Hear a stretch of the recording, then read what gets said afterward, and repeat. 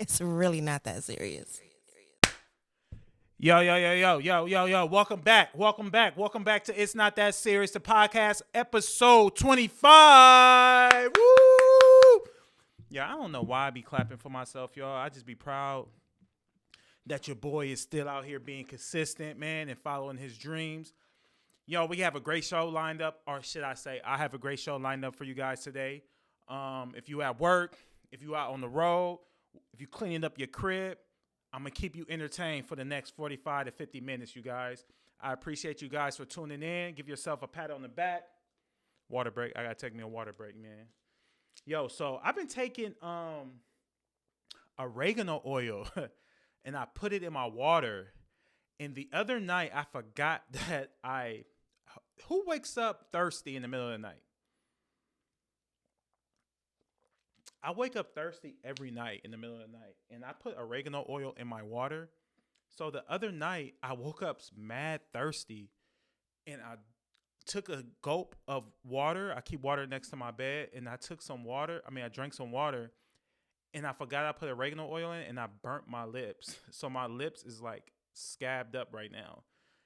If you ever take oregano oil, make sure I don't have the squeeze thing at the top, the drop. You know how like the little drop thing? I don't have that on top. It's like you just pour it ever much. I never knew how strong oregano oil is. I take it every day. I never knew. The first time I ever took it, I took a teaspoon. I just sipped it, and it damn near I almost died, y'all.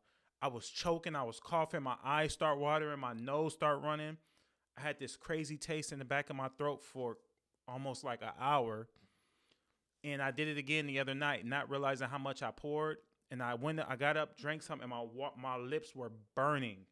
I had like the craziest burning sensation. So now they're like scabbed up. So when I talk, it's like it hurts a little bit. But I'm not gonna stop that from giving me. I'm not gonna stop that for allowing me to give y'all a great show today.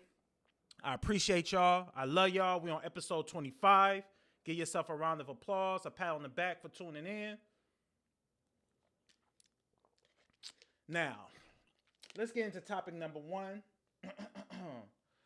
This is where I want to start.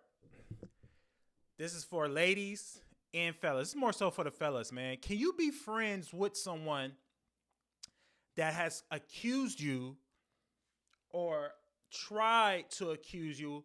Well, someone that has accused you of trying to sleep with their ex-wife or fiance. Y'all hop in the comments. Y'all let me know. Recently, I had a friend that I hadn't spoke to in about a year. We fell out. And I got word that, if he ever bumped into me, he was going to try to cause some sort of physical harm to me. And the reason why is because allegedly he thought that I was trying to sleep with his ex-fiance. Or I was still, well, when I spoke to him, he said that I was still in communication with her. We got things cleared up. It was a miscommunication. He said something to somebody. Somebody came back and said it to me. And I was like, what? I was like, that's not true by any means. I'm not that type of guy. So, but it was a threat sent to me from him originally. He originally sent a threatening message through someone and it got back to me. And I said, what? That's not true. So I just left it alone. Like, whatever. If I bump into him, I bump into him. It is what it is. He calls me the other night, randomly, like 4 or 5 nights ago, said he forgives me or has to forgive me for whatever the case may be for something I did to him. I didn't do nothing to him. I'm out of the loop. So I spoke to him the other day, and I wanted to, clear the air on what did he mean by me trying to sleep with his ex-fiance. Mind you, this fool thought that I was not sleep with her. He thought because we were still in communication, she would comment on my podcast, in the comments on YouTube, on Instagram, like just hey, good job, like the picture, like oh okay, something light, nothing crazy. That he thought that I was still in communication. He didn't say that he thought I was trying to hit on her. His words were that I was still in communication with her, and he felt as though since he's no longer talking to her, I can't talk to her. And I had tried to explain to him I did explain to him that, I'm no longer in communication with this woman. Just because you see her making a comment on an IG post or on a YouTube post that does not necessarily mean that I'm in contact with her or we're in communication with each other.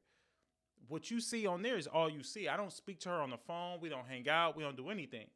So he ended up apologizing and things of that nature. We made amends. But my question to you is, for that threatening message that he sent me saying that he will do something to me when he sees me. Ladies, fellas, ladies, get in the comments. Let me know what y'all think. Could you be friends with someone after they threaten you because they thought you were, or they were under the impression that you were trying to do something with an ex-fiance or ex-wife of theirs or ex-husband, whatever situation, whatever gender you are and what you deal with and who you deal with? Answer that question. Can you be friends? I've forgiven them. I don't have an issue with, continuing our friendship. We spoke like men. We got whatever we had to get off our chest. But I would like to know what you guys think. What would you guys have done? Is that a situation where you guys can be friends again? Or is that a situation where you don't care for that friendship no more after those threatening words were brought up on you? I'm a pretty forgiving guy. I don't really hold grudges like that. I don't hold grudges at all, really. Long as I can speak my piece and that individual is able to speak their piece and we come to a mutual understanding, I'm a pretty easygoing guy. So I'm like, all right, cool. I forgive you, you forgive me.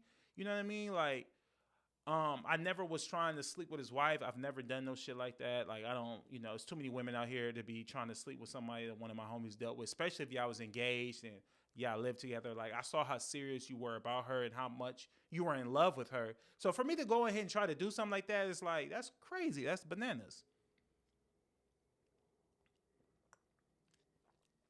But what y'all think? What y'all doing? Y'all gonna be friends with somebody like that? After they accuse you of something, like, accuse you of trying to be with someone or whatever the case may be? Hop in the comments and let me know, man, because, I just want to know, man, am I being too easy? Am I being too easygoing? Am I being too nice? Like, I really want to know. Is that a situation where after we made amends, I just cut him off? And this individual is a big liar, too. I don't even want to get into the details of what's been going on. But this person is a big, huge liar. They told me they had a Porsche. Come to find out they ain't got a Porsche, but they don't know. I don't know. They don't know. I know that they don't have that Porsche. It's just crazy. But, hop in the comments and let me know. But we're going to go ahead and hop into another topic. So just the other day I was on IG and I saw that Mark Zuckerberg apologizes for social media impact on kids. Should he be responsible for what kids see on social media? So Mark Zuckerberg was somewhere, I want to say he was speaking in front of Congress, but he was, up there apologizing to parents of kids that were bullied, kids that have committed suicide. As you guys all know, Mark Zuckerberg started Facebook, now Meta, and he also acquired Instagram. Meta has acquired Instagram. So, should Mark Zuckerberg be held responsible for what kids see on social media? He was apologizing to parents of kids that have been bullied and mistreated over social media. I don't think Mark Zuckerberg is responsible for what kids see on social media. I don't think Mark Zuckerberg should have gotten up there and have to apologize to parents for the impact that social media has had on their kids. You guys let me know what you guys think. I think the parents of the kids that has done the bullying, the parents of the kids that has pushed kids to suicide should be up there apologizing. I think that kids should be, and this could be a stretch. I think a kid shouldn't really have a social media account until high school, really, ninth grade. And I think it should be heavily monitored. I think parents should have access to their kids' social media accounts, to their phones. I understand kids want their privacy, and you should be able to grant your kids that privacy and also be able to trust your kids. I'm not a parent myself, but I'm pretty sure that parents would like to be able to trust their 15, 16, 17-year-old son or daughter, but we don't know what our kids are involved in. Kids can have their own lives outside of the home. So I think that social, and I hate to say high school kids shouldn't have a social media account till high school, because a lot of kids change their families' lives, the trajectory of their families off of social media. If whether it's their athletes, kids are getting NIL deals now in high school. Um, Kids are being discovered for their talents, whether it's drawing, singing, whatever the case may be. They're able to. So I understand that aspect of it. Why kids should have um a social media account, but at the same time, I think it should be heavily monitored. You guys get in the comments, let me know what you guys think. Um, I don't think Mark Zuckerberg should have been up there apologizing. I think no way, shape, or form Mark Zuckerberg is responsible for what goes on social media. I know they try the best. I know they tried their best to do censoring things, banning things, blocking things, the best that they can do. But it's millions, hundreds of millions of users. I'm pretty sure things go under their. They don't catch everything, but I know they do their best. I know they're trying to do their best. But let me know what y'all think. Should Mark Zuckerberg have should have? I'm getting tongue tied here. Should Mark Zuckerberg have gotten up there and apologized? Was he responsible for that? Was that his right? Was that his responsibility to do that? Should he have to bear that weight on his shoulders of all the millions of kids across America? And who else knows where else kids are getting bullied at? Should he have to take on that responsibility? Y'all let me know. Y'all get in the comments. I don't think he should have to. I think the parents of those kids should be apologizing. I think social media should be heavily monitored by kids' parents, because kids are evil these days. We all know it. We were all kids once. I'm not saying we were on the evil side, but evil just exists. People are evil, and the evilness starts as a kid. But yeah, y'all let me know, man. What y'all think, how y'all feel about it. It was just crazy seeing Mark Zuckerberg up there having to apologize to hundreds and hundreds. The parents had pictures up of their children, and I was just like, gosh, like, but with a responsibility like that, with a big social media company like that, comes a huge responsibility, man.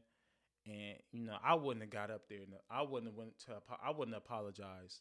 That's just me. I wouldn't have apologized. But everyone's different. I respect them for doing it, for taking responsibility. But I wouldn't have did it. You know what I mean? It's not my fault that other parents' kids are, properly trained or don't know right from wrong, knowing that you push somebody, bullying somebody, you pushing somebody to suicide, man. Kids don't want to go to school. Kids don't, I remember I went to Westchester High School, and I remember one day I had went to school, and some kids had went and spray painted girls' names on the bungalows. And I don't know if these were girls that they were intimate with. I don't know. Like, I think it was called like the Whole List or something. And they sprayed, it was like 12 girls' names. And I was like, yo, just imagine going to school the next day and seeing that and how embarrassed you are. That's bullying. That is a form of bullying. Who's to say, one of them girls couldn't take that and she, did something to herself? That's not cool. You know what I mean? So I've never been a fan of bullying. I've never condoned it. I think it's whack. And yeah, I remember that day. I remember walking up to the school, walking up on the quad.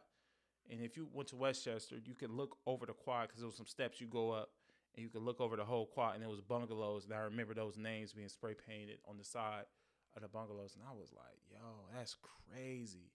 So imagine what kids are doing now with social media. Imagine, just whatever goes on. I don't know what goes on in high school nowadays. I've been out of high school for so long, but I do think it should be heavily guarded and monitored and censored if you are a child. Um, let's move on to the next topic. Drea. Drea getting pregnant by Jalen Green, 21 years of age. 21-year-old basketball star of the Houston Rockets, Jalen Green has allegedly knocked up Drea. Drea is 39. We're going to say 40. I think she's 39, but we're going to say 40 years old. It's been kind of like, I have not mixed feelings, but I just think that as a 40-year-old woman,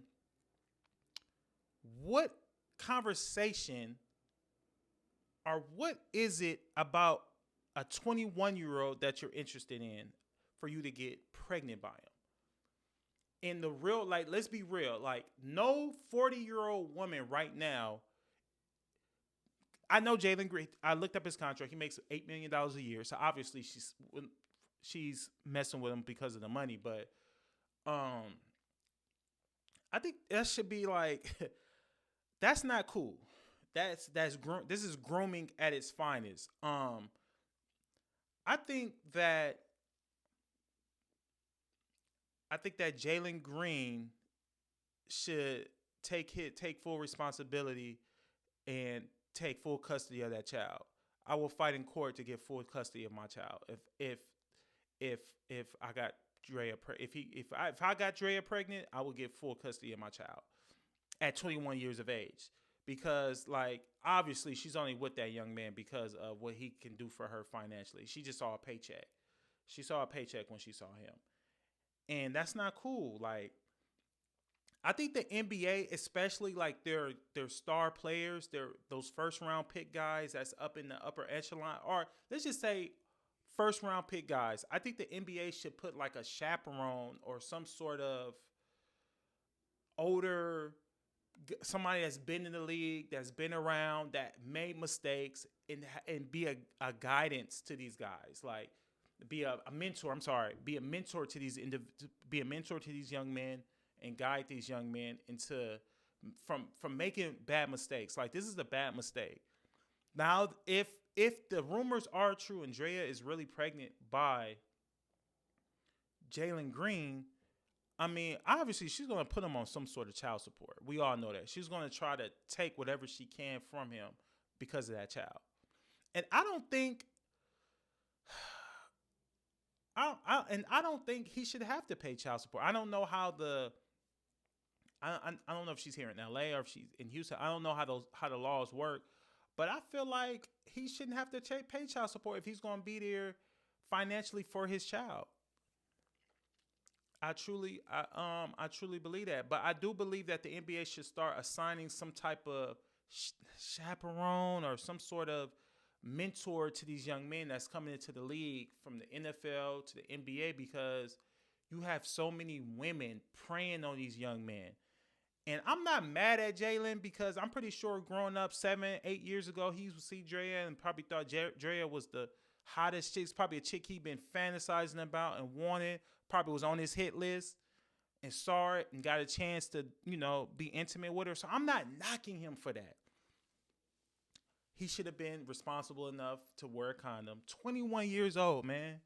21 years old. Just imagine 21 years old. You still getting to know yourself. You at the highest level of your field in the NBA, making great money. I would like to know how would you feel if your 21-year-old son, your son, came home and he's performing at the highest level, and he comes home and lets you know he got a 40-year-old woman pregnant. Mothers, how would you react?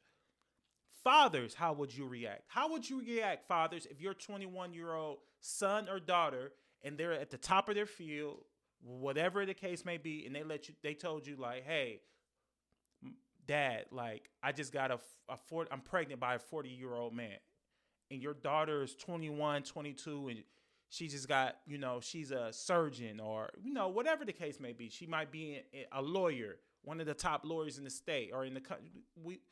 They're at the top of their field. How would you feel? What would your response be?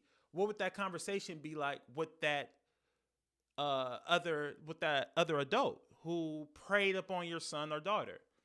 You know, I would like to hear the women mostly. How would you feel about your son?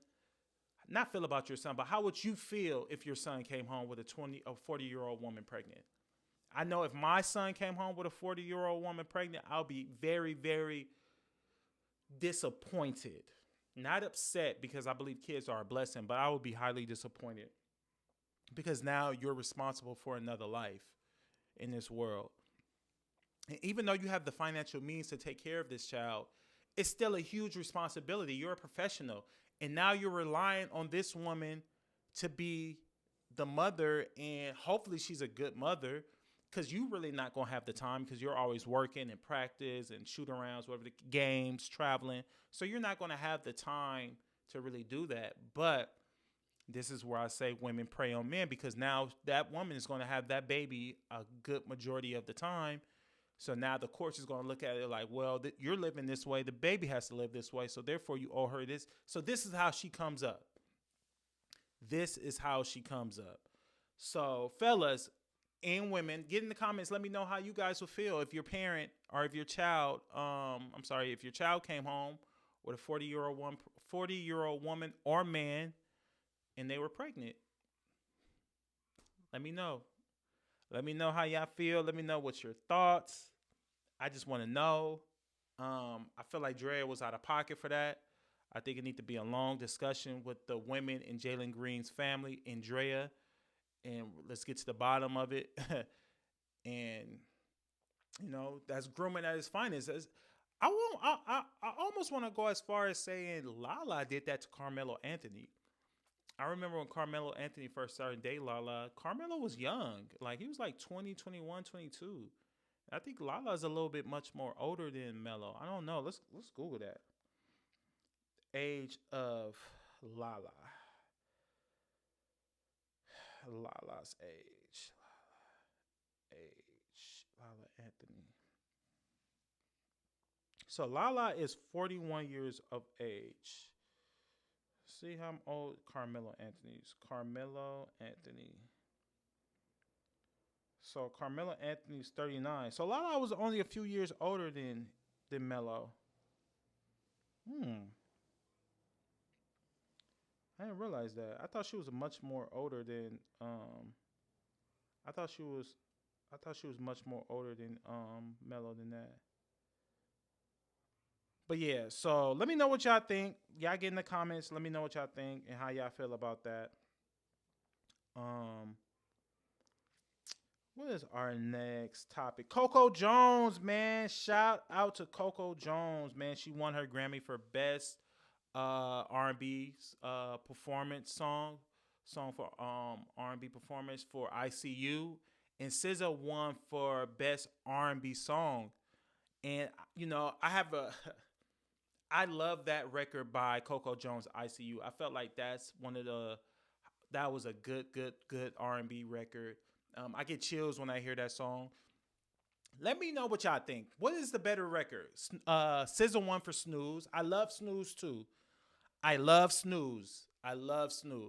But do you guys think Snooze? And I know music is like subjective. Like, what you might find great, I might not find great. And when I say you guys, I mean the listeners. What I think is dope, you guys might not think is dope. But do you guys believe that R&B? Do you guys believe ICU was a better overall R&B song than Snooze, from how the song, from the song lyrics, how the song was structured, beat, everything? I feel like ICU is a real R&B. I love ICU. I feel like ICU is one of them songs that I would hear 10 years, 15 years from now. You know what I think about when I hear ICU? I think about Miguel's Adorn. That's one of those records where I'm going to hear 10 years from now and it's still going to feel the same when I first hear it. Coco Jones, when I first heard that record, I got chills. Like, oh my God, like, who is this? Who is it? I never heard of Coco Jones, never knew who she was. And then I heard the record and I was like, wow. And then I saw her interview on The Breakfast Club, and it made me fall in love with the record more because how she conducted herself, how well the interview went, and I was like, oh, okay, and that made me love the song more. So I love SZA. I'm not knocking SZA. Her album SOS was by far on repeat in my car all year long. One of my favorite records off that SOS album is Gone Girl. But I will have to say Snooze is a hit too, though. It's all over the radio here in LA. It's super dope. But do y'all truly believe Snooze is a better R&B record than I See You, Coco Jones? Y'all let me know. Y'all get in the comments. Y'all let me know. Who do y'all think has the better R&B record?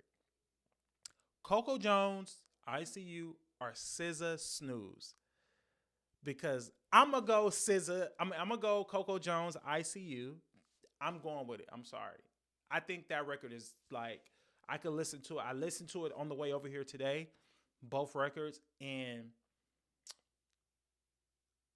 SZA's was, I was like, okay. I really listened to it.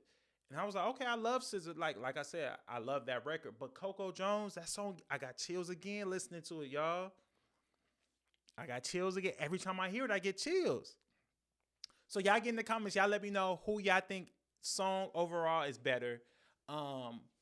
Coco Jones won Grammy for I See You for Best R&B Performance. I don't know what they mean by performance. So if you guys know, please let me know. What do they mean by performance of the record? Is it how she sung the record? Is it when she goes out and perform the record? Y'all let me know. Y'all tell me and y'all let me know. And give me y'all thoughts on. Y'all give me y'all thoughts too on who y'all think has the better R&B record. Moving along. Apple Vision Pro. I've been seeing a lot of people running around with the Apple Vision Pros.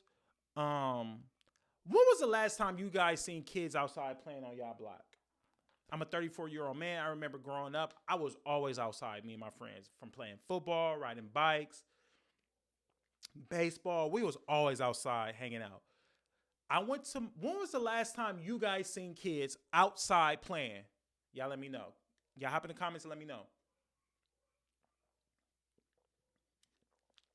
I can't remember the last time I seen kids outside. Well, I do. I'm sorry. I do remember. Last time I seen kids playing outside, I went to my cousin CJ house out in Riverside, and my uncle made fish tacos, and I went to go take the trash out, and I seen about 10 kids outside riding their bikes.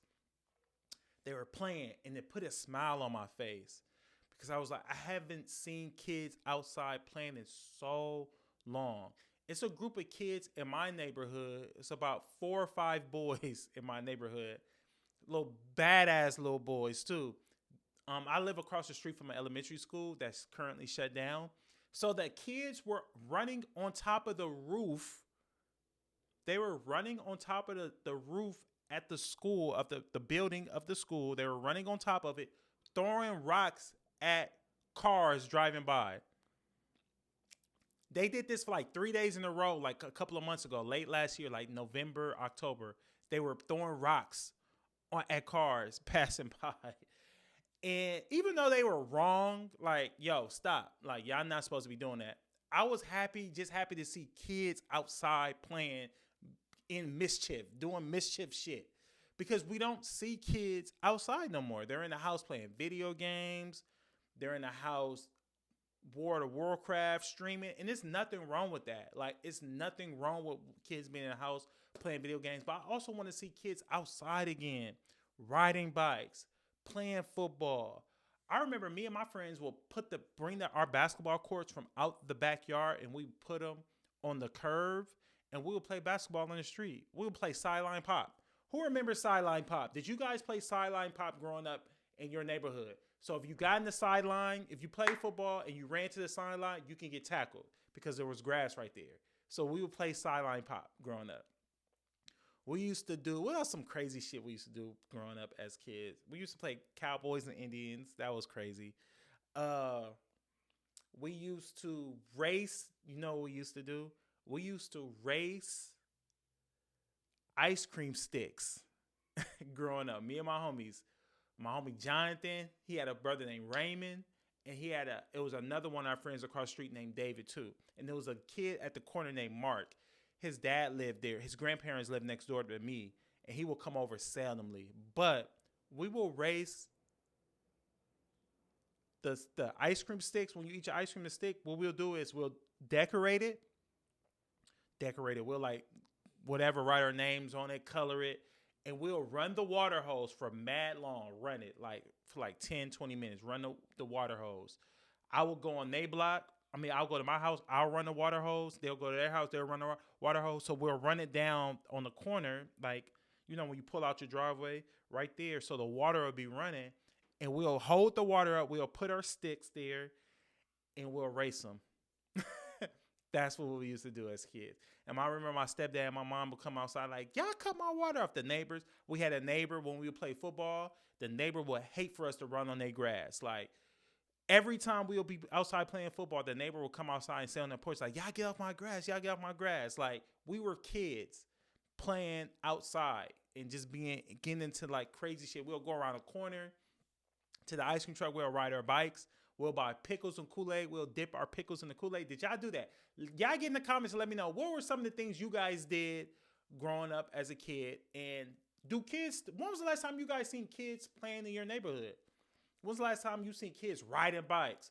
When was the last time you seen kids playing football? Like, the streets is empty. It's dead out here because you got kids streaming now on computers. And these Apple Pros, like, it's about to take over. People are outside walking with these masks on their face. And I believe Apple is going to do something to where now they're going to be able to make glasses. They're going to have glasses. And they're going to be able to do this in glasses. Well, just glasses, shades. And people are outside. I don't know if I've seen it to where they're like responding to messages. They're watching TV. Like, that's crazy. That's crazy. Y'all get in the comments. Y'all let me know. Will you guys be purchasing the Apple Pros? Will you guys be purchasing the Apple Pros? I'm not doing it. I'm not purchasing it. That's probably be crazy. Somebody gonna be out here with the Apple Pros driving. Driving with the Apple Pros is bananas right now. But y'all get in the comments. Y'all let me know what y'all think. Y'all gonna be outside with the Apple Pros? Are y'all purchasing the Apple Pros? Y'all let me know. Y'all let me know. Y'all let me know. So just the other day, I never knew. I was watching the Grammys. Well, I wasn't watching the Grammys. I was watching on social media. Jay-Z was responding to the Grammys, or had a gripe with the Grammys about his wife not ever winning Album of the Year. And Beyonce is nominated the all-time leading nomination artist. She's the most nominated artist of all time, I think, with 88 nominations. I think she has the most Grammys of all time, but she's never won Album of the Year. Taylor Swift has won Album of the Year. I think she won Album of the Year just this past Grammys for her fourth time, making her the all-time leader in the most Album of the Year for any artist. But I truly believe that's a racial thing. They want her to have that. Beyonce's just crazy to me that Beyonce's never won Album of the Year. Y'all get in the comments and let me know. That Renaissance album was huge. Recently, Shannon Sharp said that Taylor Swift moves the needle more than Beyonce. And if we're talking about economic impact, that last album, Taylor Swift, generated $5 billion, pumped in $5 billion in the industry. And Beyonce's Renaissance tour pumped in $4.5 billion. I did the numbers. I live by SoFi Stadium here in LA where the Rams play, and it was just a different crowd of people. Not a different crowd of people. It was just that I saw the difference from Beyonce and Taylor Swift. People were walking blocks. When I say blocks, people were walking blocks, hiking blocks to go to see Taylor Swift at the SoFi Stadium. Beyonce, it was crazy too. Don't get me wrong. Beyonce had it locked down, shut down too. But just the crowd and the traffic was crazy. I think that Taylor Swift has a predominantly more so a younger and white female fan base, as to where Beyonce has a male, like everybody's at a Beyonce concert. I saw gay men, and they dressed up. Like, they were dressed up for Beyonce. Like, I didn't know that was a thing. I didn't know that people dress up and go out to. I didn't know. I've never been. I've been to one Beyonce concert, the On the Run tour, and I could say like she's probably one of the not one of probably she is one of the greatest performers of all time. Um, I seen it firsthand. This woman danced in heels for like 2 hours, y'all, and I was just like, wow. I know she's in. You gotta be in tip top shape to do that. But Shannon Sharp, Uncle Shay Shay, man, he said that Taylor Swift moves the needle more. I don't agree with that, but I understand what he meant. I understand what he meant. Just Taylor Swift attended the Chiefs games has brought a value to the NFL of $331 million for the Chiefs in the NFL. Just her attending the games. Like it's like the brand of the NFL has generated that much just from her attending the games. So can Beyonce do that? Can Beyonce attend her favorite, the Houston, what's that? What team is that in the Houston Texans? Let's say Beyonce go to her hometown, Houston, and attends every Houston home game.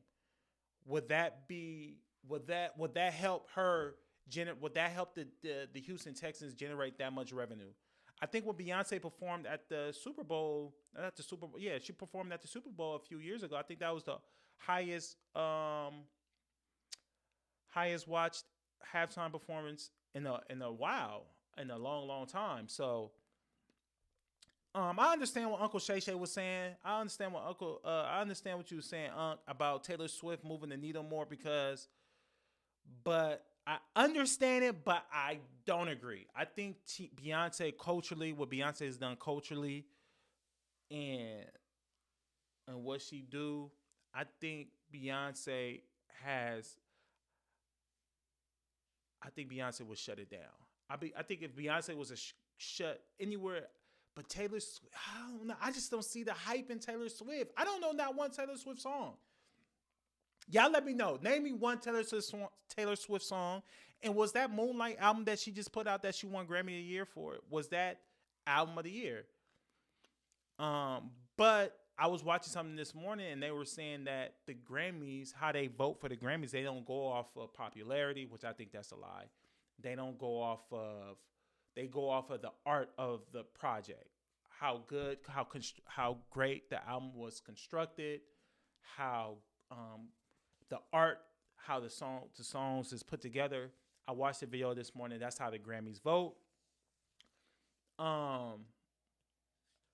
It's just crazy to me that Renaissance album didn't win Album of the Year. So I don't know. I have a gripe with that, with the Grammys. But, I thought the Grammys didn't matter. It only matters when it's beneficial to you to have bragging rights that you got this many Grammys. But I believe she will get Album of the Year. The next album she drops, she will win. Just continue to show up. Continue to put the work in. Beyonce, man, you one of the greatest of all time. You can outperform Taylor Swift any day. We all know that. So shout out to B, man. Shout out to Jay-Z for sticking up for his wife. Y'all get in the comments. Y'all let me know what y'all think. Does Taylor Swift move the needle more than Beyonce? What are your thoughts on it? I don't think she does. I understand what Uncle Shay Shay was saying, but I personally don't think she does. I think Beyonce moves the needle more, even though her tour did generate more money and pumped in more money in the economy. Numbers don't lie, but I'm going to always go with B. That's how I am. Moving along, man. Joe Rogan, man. Shout out to Joe Rogan, man. He just signed a new deal with Spotify for $250 million, man. Shout out to Joe Rogan. I'm a huge Joe Rogan fan. I watch his podcast. I'm a huge alien guy. I believe in aliens. Do you guys believe in aliens? It's now a new deal. It is a non-restricted deal, meaning that it will be on more platforms like Apple. It's coming back to YouTube. Joe Rogan interviews some of the most interesting people in the world. That is something that I dream of doing, just interviewing different people from all walks of life, and just their experiences in their field and in their life. That's something that I dream to do. That is something that I want to do. So shout out to Joe Rogan, man. You have inspired me in so many ways to get behind this mic and just have conversations, just talk and bullshit with your friends, and just talk to people, man. Let's just have genuine conversations. But what are your thoughts on that, on his new deal? I think it's well deserved. Probably it is one of the best podcasts in the world, man. Um, I listen to it all the time. I watch it. I more so watch it, man. The last show I watched, the last Joe Rogan podcast that I watched is with Taylor Sheridan, the guy who started Yellowstone, which is by far probably one of the greatest TV shows. I'd probably say top 5 greatest TV shows ever. Yellowstone. I'm gonna put Yellowstone up there. I'm gonna put The Wire up there. I'm gonna put what's the show with the guy who was selling the drugs? Oh, The Chemist. The Chemist. I can't think of the name. Hold on, y'all. Bear with me. Bear with me. Uh,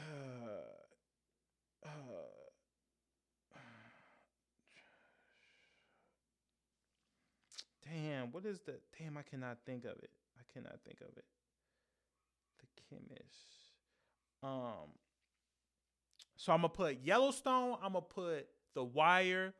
I'm gonna put Snowfall up there. Snowfall. I love True Detective. True Detective. Did y'all see True Detective with Marsha Ali and what is his name? Damn, y'all. Hold on, y'all gotta give me a second. True Detective season 4. Who was on that cast? Hold on. Woody Harrelson. True Detective season 4 was dope. So I'm gonna put True Detective up there. In the show with the chemist, I cannot think of his name. When he was the teacher, he got the cancer. Those are my top 5 TV shows of all time. I brought that up because Taylor Sheridan was on Joe Rogan, and he produces Yellowstone. Yellowstone is one of my top 5. My personal top 5 TV shows. But I'm gonna tell y'all, I cannot think of the name of that show. I'm gonna get the name of the show. Hold on, y'all. The name of the show, when the guy sells he's the chemist, he has cancer, cancer teacher, drug dealer show. Hold on. Breaking Bad. That's the name of it. Yo, I know y'all probably was like, yo, Breaking Bad, nigga. Breaking Bad. I cannot, yo, Breaking Bad was by dope. I'll binge watch Breaking Bad. But I'm tripping. Nah. Not Breaking Bad. Breaking Bad is up there. I'm going to replace Breaking Bad with, I love this show. Oh, it's on Netflix. Netflix with, hold on, y'all. Hold on. I got one for y'all.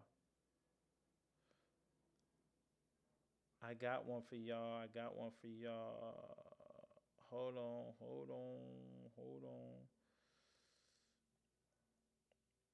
Ozark.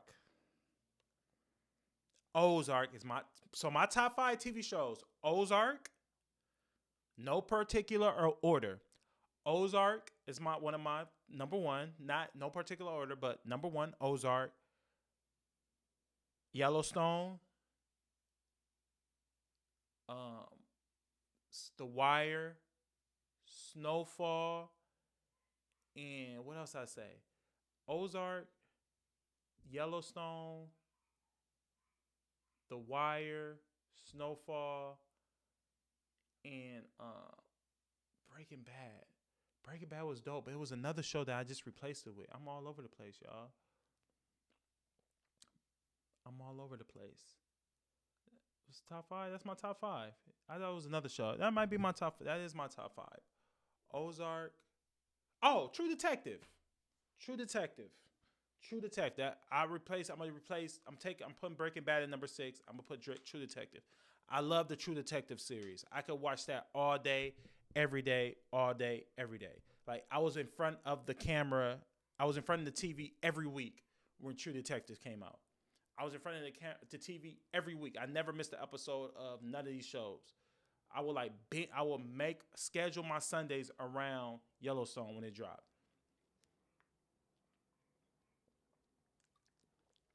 Y'all get in the comments. Y'all let me know y'all top 5 TV shows. I mean, like on that caliber. Um, but yeah, man. Shout out to Joe Rogan for $250 million deal, man. That's what I want to do, man. I just want to interview people from all walks of life. Like, just interview people, laugh, talk. I want to interview fire captains for fire departments. I want to interview somebody that climbed Mount Everest. I want to interview. I would like to interview a Hell's Angel member. I would like to interview somebody that's a part of the Ku Klux Klan. Like, yo, like, why did you join this? Like, but they active in it. Y'all, you could wear the hood and all that. We're gonna sit down, we're gonna have a conversation, like, yo, what's wrong with you? Like, why are you like this? Like, were you born like this? I just want to interview people and just talk to them. I want to interview just people that have witnessed alien experiences, people that have been abducted. I want to interview people that have lived in the Amazon, people that have traveled the world. I was watching a Joe Rogan podcast one time, and he had interviewed a guy that, I don't know, I think he was walking across Asia, but he was in a part of Asia that it was so quiet. He said it was so quiet. He said it was so quiet that he can hear, it was no noise, it was quiet. Like, he said it was so quiet that he can hear his heartbeat, and that when he set his tent up to lay down, that he didn't fall asleep right away. He was just laying there, that he can hear like his stomach, the intestines of his stomach's like moving. He said that's how quiet it was while on his journey across Asia. If I'm not mistaken, I think it was Asia. But yeah, man, I want to interview people, man. Joe Rogan has really inspired me. The $250 million is well deserved. Like Nip said, man, one of the highest human acts is to inspire people. And he's inspired me tremendously to follow my dreams and to talk to people and interview people. That's like a passion of mine, is interviewing people. But yeah, man, so shout out to Joe Rogan, man. I'm definitely looking forward to watching you guys' watching your podcast back on YouTube. I can't end this conversation without alien talk, man. Do you guys believe in aliens? Do you guys think aliens is real? I have pictures of some shit in my phone. I'm gonna put it on the screen during this interview. But I have pictures of I'm gonna tell you guys my alien experience. Then we're gonna get into vibe of the week. So I have experienced aliens before. I have seen an alien's craft before. Yes. So I was about how old was I? I say I was about 13, 14. What school was I going to?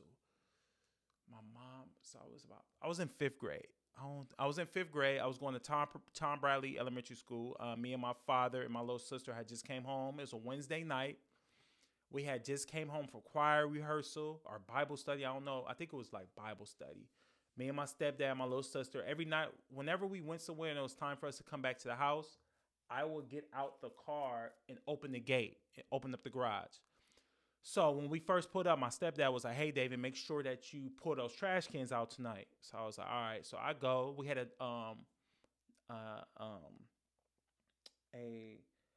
dog, a Rottweiler named Gypsy. So every time I opened up the gate, Gypsy would run up to me, open up the garage. He'll pull in the garage. So I went down to get our trash cans. I go pull out the first trash can. Boom. I'll go back to get the second trash can, the black trash can.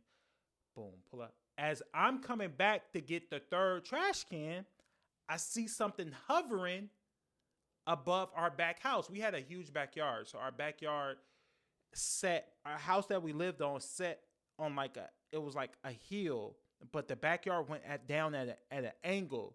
So you'll walk down, and we had a back house. And then in the back house, we had no roof on the back house because my parents had the roof ripped off. So they ripped the roof of the back house out, but the neighbors had this tree, and the tree was so big. It's nighttime. The tree was so big that the tree grew into our yard. So it would be leaves and all type of stuff falling. So I see something spinning, very quiet, your prototypical spacecraft. It looked like two dinner plates with the dome on top, and it had lights. I remember vividly. It had lights, colored lights, red, green, flickering on the side. And it was quiet, you guys. I'm not tripping. I'm not bugged out. I know y'all think I'm bugged out, but this is my alien story. I'm not bugged out. It had lights flickering. And I remember every night, every single night, the neighbor to the right of us was an engineer. So he will work on like little small, he'll always be in his garage, welding, building. He will build small modeled airplanes and he will sell them or fly them or whatever. The neighbor to the left of us was the corner house. So the neighbor to the left of us, the father was a mechanic. He had a whole mechanic shop in his backyard, and the son had just came home from prison. So the son, they built like this small shed in the back, whatever, and the son would play music back there every single night, Monday through Sunday. It never failed to like 1, 2 in the morning. Every night, play music, loud, play music, play music, play music. He had came home from prison. And, that's where he was staying at the time. And do you guys know during this time when I'm back here and I'm witnessing what I'm witnessing, neither side of my neighbors were outside. The son wasn't outside. The father wasn't working on the garage, being a mechanic. And then the gentleman to the right of us wasn't doing what he would do every night, Monday through Sunday, y'all. Every night. It never failed. It never failed every night. So this particular night, when I'm witnessing this, it was real quiet. And then it was in front of the tree at first. Like it was so low, you guys, to where if I walked in my backyard, in our back house and climbed on top of the countertop and reached up, I could have touched it. That's how low it was. I know y'all think I'm tripping, but I'm telling y'all the truth. So as me and my, I remember my dog, we had a Rottweiler. My dog Gypsy was on his back head looking up at it. Like it was like doing one of these like ears, like looking up. But it was very quiet, you guys. You had to be outside and looking up to see it. It was very quiet, but it was very low. So the lower it got, the closer I walked. It started getting lower and we started walking closer. But as I started walking closer and closer to it, it began to rise and go behind the tree. So now I'm viewing it through the trees. I never actually went inside the back house because I was scared, but I did walk close to it. So as I'm walking close to it, it rose and went behind the tree. So now I'm looking at it through the trees. I'm looking at it. So I go and I run outside the front. I run outside to the front, to the corner, to the side of my neighbor's house because I'm outside now. So they're our next door neighbor. So their house was on the corner and there was a street right there. I think it was 105th, I want to say. That's 105th. No, that's 107th. I live on 104th. So I was 105th. It has to be 105th. It is. It has to be. So 105th, I go to 105th and it's gone. It's completely gone. Like, you don't see it. And I'm like, I know what I saw, y'all. I know what I saw. I'm not tripping. Do you not know? And y'all know what I did? I ran back inside the house to get binoculars. I remember we had these binoculars in our house. I don't know. Somebody bought my sister or bought me some binoculars. They were red. I was looking for them. Why was I looking for binoculars and I could see this thing? I don't know. I'm a 13-year-old kid. I don't know. But since that day, I've believed in aliens. I've never seen anything else like that. But I do have pictures on my phone or something I'm going to show you guys too. I'm going to put it up on the screen as I describe. But my question to you guys is, do you guys believe in aliens? And if you have seen that alien, please, or as unidentified flying object or anything, let me know. David Gersh just went on Joe Rogan and said they have something. The government has things, have something. Did you guys watch the episode with Bob Lazar? What are your thoughts on Bob Lazar?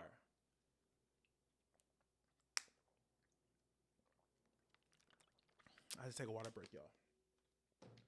I think Bob Lazar is telling the truth. I don't know why people think that there's nothing else out there. Like there's nothing else out there. I think Bob Lazar is telling the truth. Y'all let me know what y'all think. I'm gonna put some stuff up on the screen. If you have had an alien experience or unidentified flying object experience, y'all let me know. Y'all get in the comments. Tell your story. That was mine. Ever since I was 13, I've always believed in aliens. That was an experience that I will never forget. I remember like yesterday. I remember what I had on. I had my white school polo shirt with my blue pants, and I had on some Penny Hardaways. I remember that.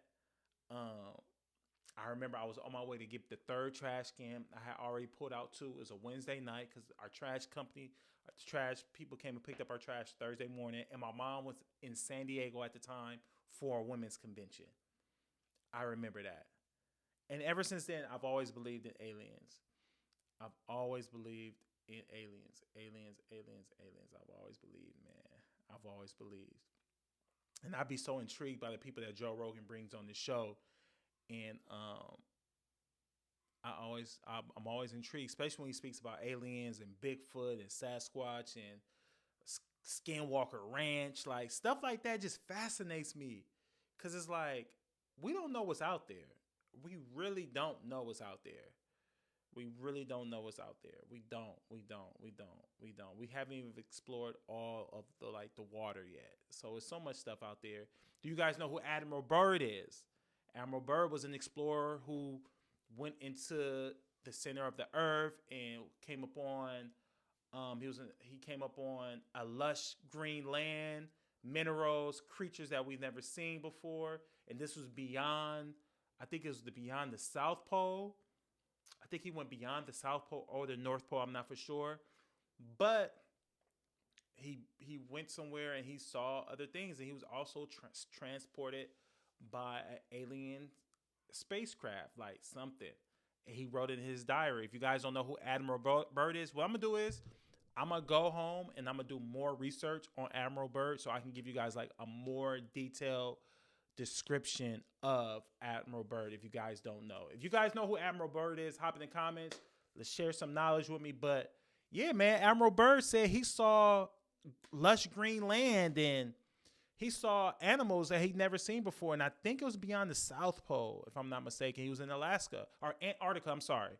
He went to Antarctica. But yeah, stuff like that fascinates me, man. Stuff like that fascinates me. So that's what I'm gonna probably be getting into more on this podcast, like stuff that just personal stories that I hear throughout the week, things that come across my table throughout the week, my interactions with people, and things of that nature. But yeah, man, we about to go ahead and get into Vibe of the Week. Vibe of the Week is just a song I've been listening to all this week that I've just been vibing to that I can't cut off. And honestly, y'all, ain't really nothing I've been vibing to this week. Ain't nothing I've been really vibing to this week. I love Sabrina Claudio. For those who don't know, Sabrina Claudio is the one. My vibe, I really don't have. I've still been listening to that Flo Milli, Never Lose Me. That song got me in a chokehold, yo. A straight chokehold. Flo Milli, man.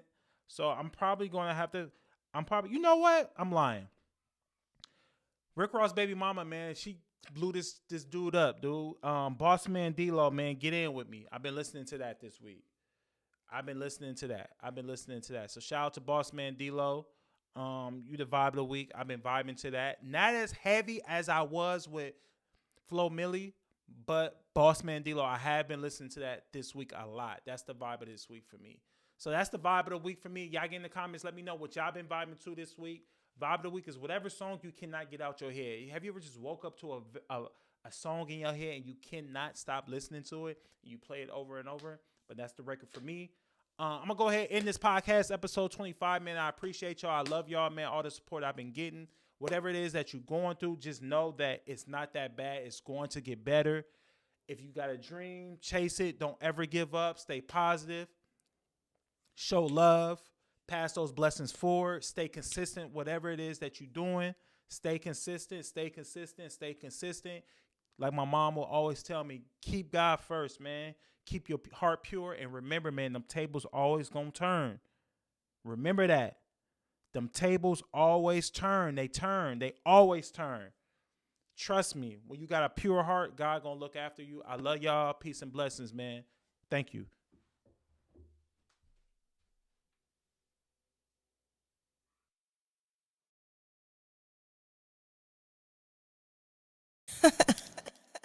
It's really not that serious.